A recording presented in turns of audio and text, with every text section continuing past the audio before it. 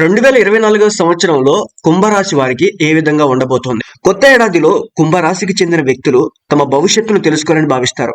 అయితే ఈ రాశికి చెందిన వ్యక్తులు ఏలిన నాటి శని నడుస్తున్నందున ఐచ్ఛిక పనులు పూర్తి కావడానికి సమయం పడుతుంది. మానసికంగా ఇబ్బందులు పడతారు.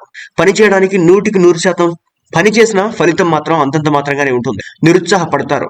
చేపట్టిన పనిలో ఆలస్యం జరుగుతుందని కుంగిపోకుండా కుంచుకుపోకుండా ముందుకు సాగితే విజయ శిఖరానికి చేరుకుంటారు.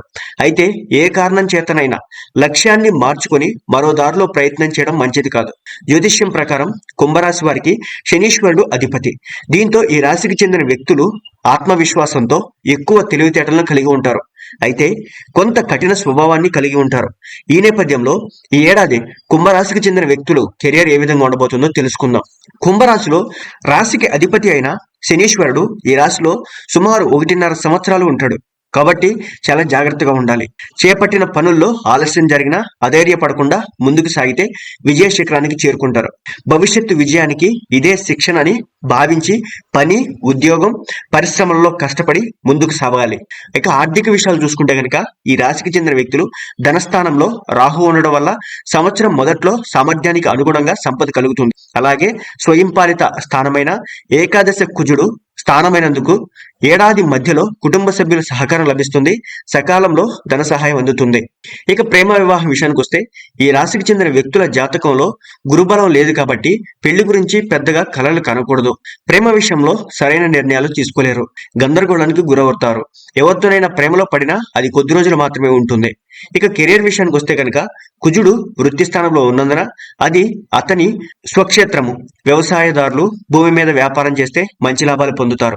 ఇంజనీరింగ్ వృత్తి వంటి ఉద్యోగస్తులు ఏడాది మధ్య వరకు అంతంత మాత్రంగా సాగుతుంది.